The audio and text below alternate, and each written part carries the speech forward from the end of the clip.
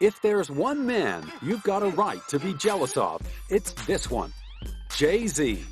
World-renowned rapper, record label executive, producer extraordinaire, fashion mogul, and philanthropist. And if that wasn't enough for one lifetime, he's also married to the most bootylicious babe in the world, Beyoncé. So why did this demigod of rap suddenly decide to call it quits and retire back in 2003? I said, I'm happy. You know, I'm happy with what I've accomplished as a solo artist. Like, I feel like, what else can I accomplish? You know what I'm saying? Respect for my peers. I have that, Grammys. I have, like, what more can I say as an artist? But with that amount of raw musical talent coursing through his veins, the question we were all asking was, he can't seriously retire, can he? Is this the last we'll truly see of the mighty Jay-Z?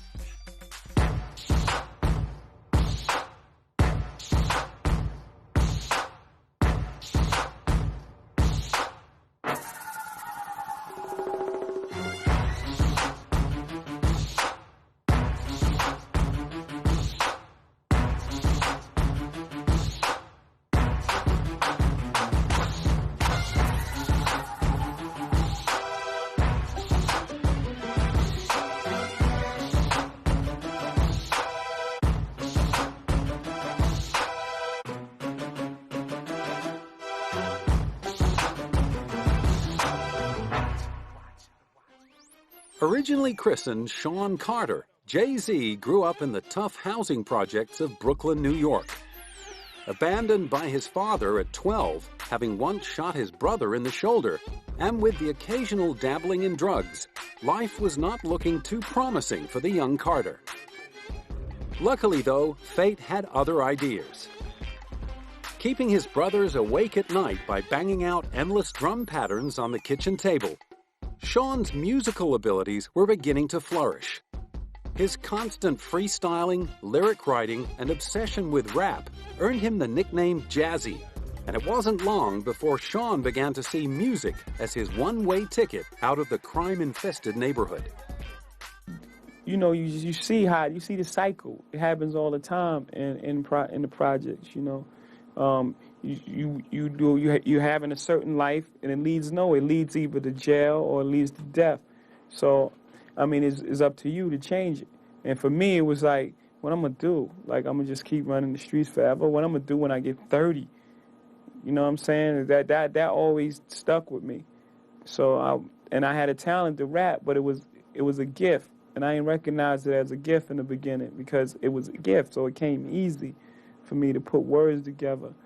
And my mom will always be like, anything that you want, you got to work hard for. Although now fully concentrating on music and beginning to generate positive feedback, no major label would give Jay-Z a second look. His only option was to start up his own independent label. He named it Rocawear Records and released Reasonable Doubt in 1996.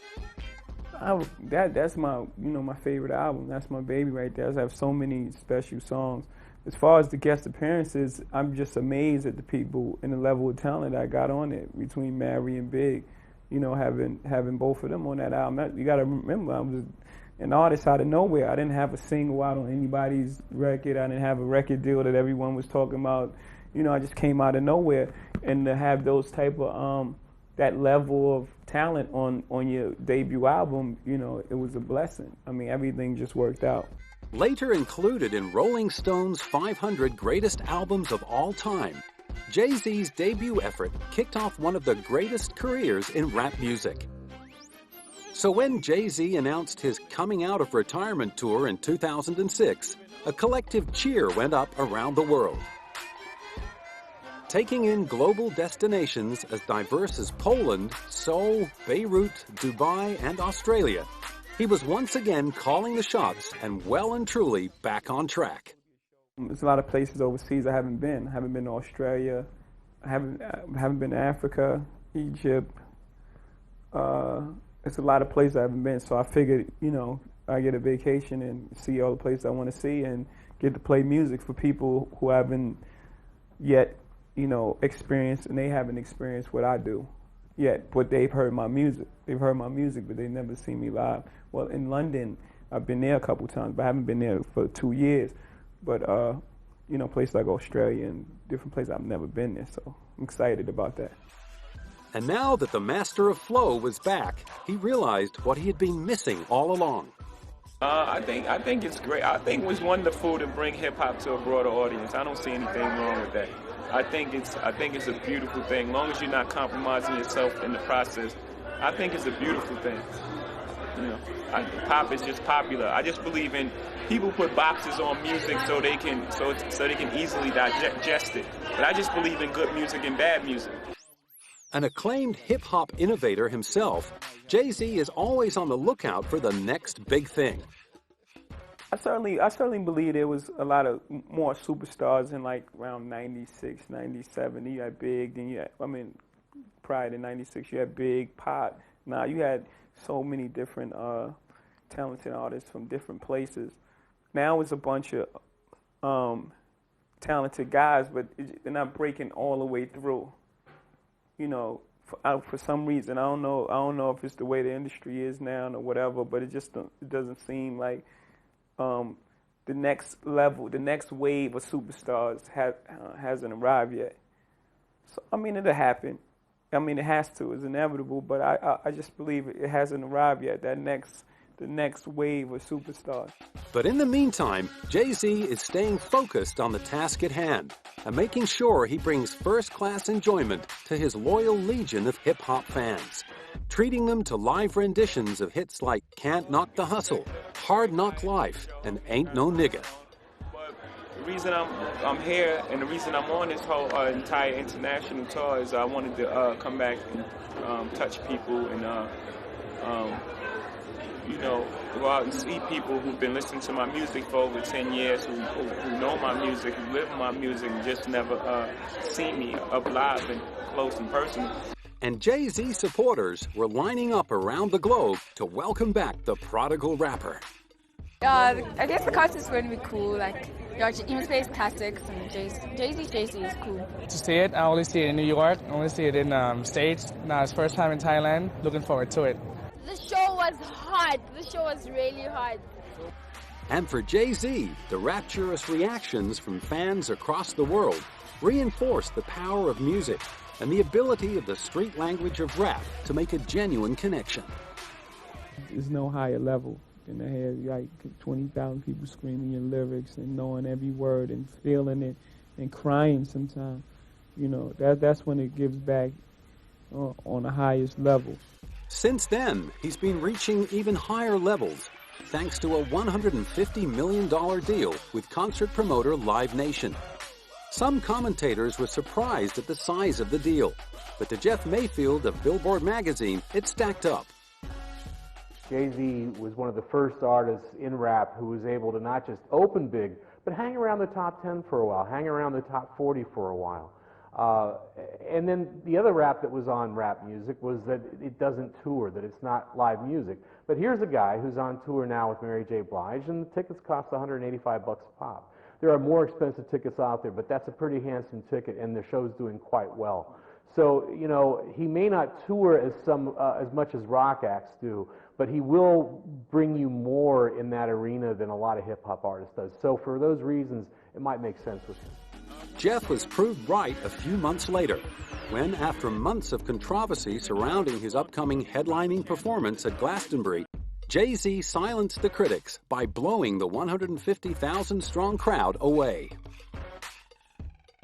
It was good to see that he could do a show on his own. Like, he lived up to the hype in a lot of ways. There was a big entrance, there was a big build-up, and he nailed it. He didn't have to bring anyone on. Beyonce was backstage. He could have rang a number of people to actually make the show bigger, but he didn't. He did it all himself, so fair play to him. I think that proved a lot as well. I think the fact that he held the stage on his own as a one-man show it's very rarely done, in especially Glastonbury.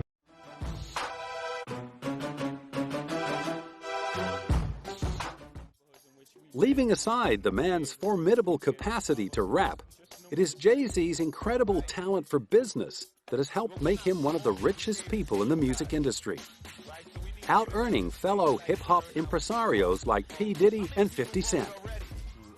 As well as heading up his original independent label, Rocawear Records, he served for 3 years as president and CEO of hip-hop super label Def Jam Recordings.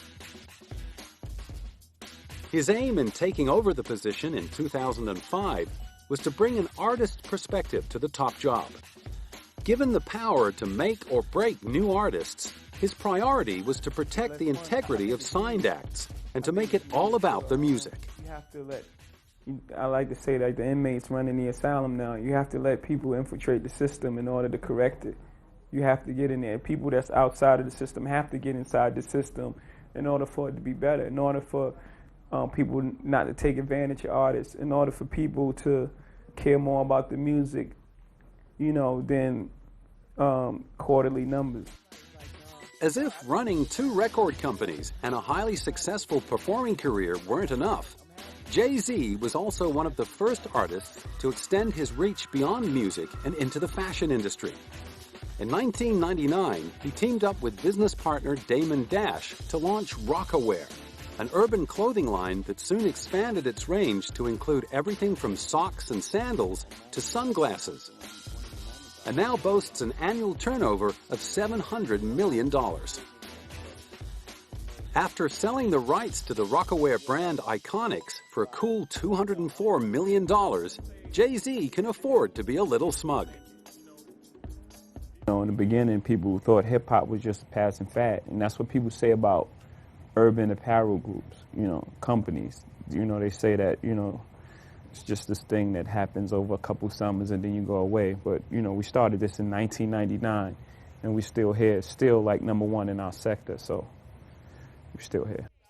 Despite selling the rights to Rocawear, he has retained his stake in the company and still oversees the marketing, licensing, and development of new products, like a new social networking site that offers style and music news. But for Jay-Z, Rocawear is much more than a money-making venture. So I'm very hands-on. I'm hands-on. I mean, I've become lately, in the last three years, you know, I'm here, you know, on a daily basis. But, you know, I'm very hands-on with the designs, the marketing of it, and, you know, just the overall look and feel of Rocawear because it's my voice. And partly due to his success as a fashion mogul, when Reebok approached him to create his own sneaker, the boy from the wrong side of New York couldn't believe his luck. I think I grew up in the projects, you know what I'm saying, and we had to prepare to get shoes. It took us months. We had to save up and take out trash and do chores to get sneakers. So, I mean, to go from that to having your own sneaker, just the most incredible thing in the world. It went on to become the fastest-selling product in Reebok stores around the globe. Jay-Z had become the artist and entrepreneur of the moment, and it seemed that everything he touched turned to gold. In recognition of his uncanny ability to tap into the zeitgeist, he was named 2006 GQ Renaissance Mogul by GQ magazine. It's the standard, right? It's the standards where you look to see if you're on pace or, you know, hopefully ahead of time. And indeed, the man who was once simply known as Shawn Carter has always run ahead of the pack.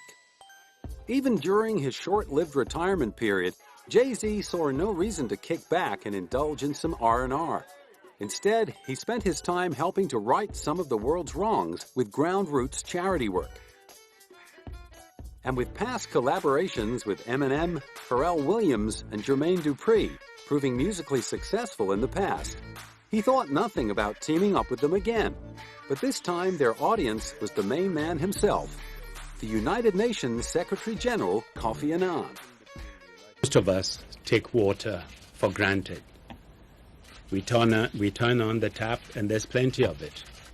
Or if we prefer, we can buy hundreds of different brands in the supermarket. But for more than 1 billion people who lack access to safe drinking water, this is an inconceivable dream. In the beginning, when I was going out on the world tour, I was going out to play music in places that I haven't played before. But I said to myself, I can't go to these places I haven't been and not go out and see the people. To see the people that been touched by my music for over 10 years and the culture and what's going on in these areas, in Springs at Cipriani's and things like that, that we'll get involved. So I had John reach out to the great folks at MTV, and then this thing then reached out to the UN, and this thing just morphed into something incredible. So I'm very excited to go out, not only be a rock star in these countries, also to help, and also to visit places where we could see the efforts, you know, of our contribution, and these things are taking place, and these things are actually affecting change. It's not something that we're saying and you just never see the fruits of your labor. So I'm excited. Which in Jay-Z's world meant tackling the problem front on by joining forces with the UN. Starting off in South Africa, the aim was to educate young people around the world about the world's water shortage crisis and the battle to maintain proper sanitation. There has to be some type of programs in place, and it shouldn't take for the cameras to come on for people to start building wells and things like that. This is just something that should have been done just out of, you know, necessity.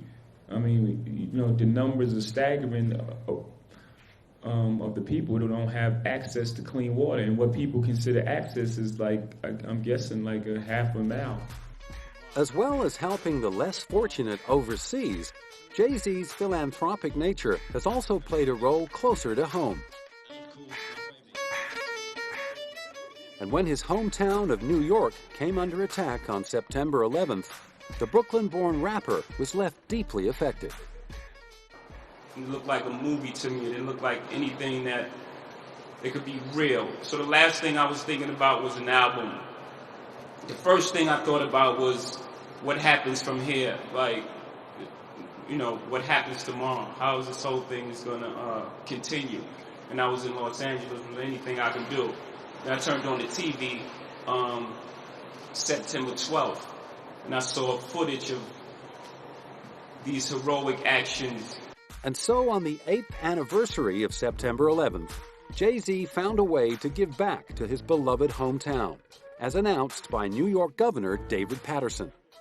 And to know that a benefit concert will be held on September 11th, on the 8th anniversary of that tragic day, by one of the world's great performers and also one of the world's great philanthropists, a person who has great business acumen and personal sensitivity, none other than Shawn J.C. Carter.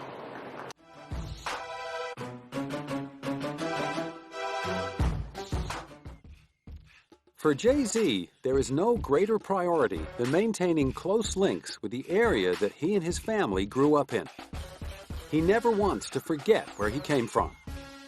Yeah, I think to give back is the responsibility of the individual, you know, and you know how they feel inside. It's just, you know, just something that, you know, that I'm comfortable with, you know, something that, you know, I've seen growing up. I've seen everybody that was successful coming from where I came from. They never came back to the projects to, you know, share the knowledge with, you know, the people that, you know, that was there trying to figure out how to get out as well. So, you know, I've always had that in the back of my mind. If I ever was successful, that, you know, that wouldn't be me. You know, you see things of certain characteristics in people, you say, I'm never going to do that.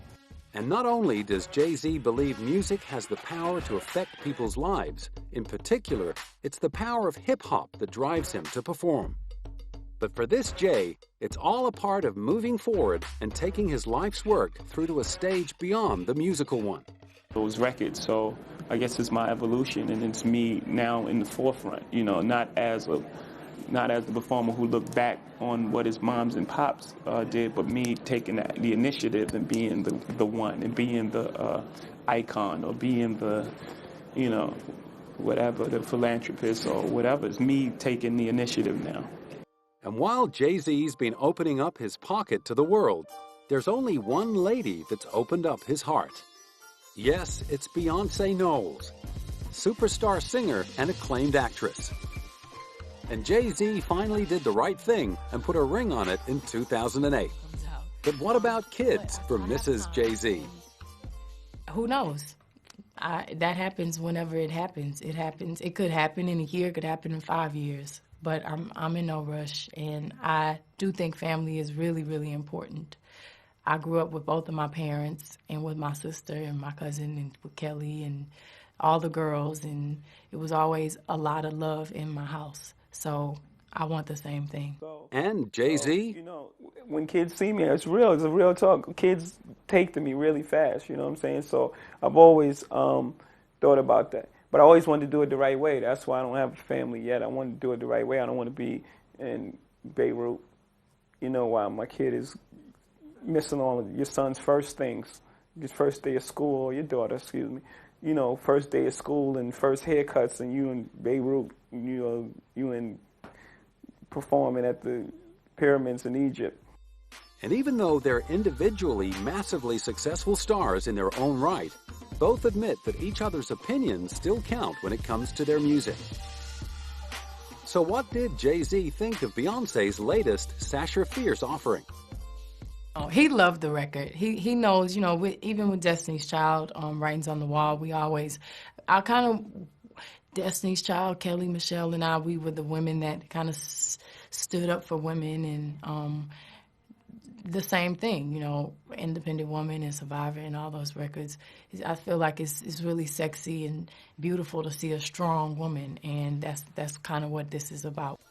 So with her professional career to date earning her both acting and singing stripes, not to mention worldwide acclaim, and a marriage that's seemingly made in musical heaven, you could be forgiven for thinking that this super female success story from Houston, Texas may like to take a breather for a while. Then again, who are we kidding? It's a goal to have a Tony and an Oscar and a Grammy, but I have a long way to go, and I have a lot of time for that. I don't plan on doing Broadway until I'm older with kids, and, you know, I feel like that would be a great job for me when I'm married and I want to tuck my kids in to bed and drop them off at school and, you know, go do my show for 2 hours and go back home every day. I feel like that's really stable, but I have time for that. So with plenty more Beyoncé releases to come, and Jay-Z making the kind of music that millions of people just can't get enough of, hopefully the world's most famous rapper won't go retiring again anytime soon. It happened. The day that you're not making music, you should just not make music. It doesn't have to be an announced retirement, you know. So I wouldn't say that again, ever.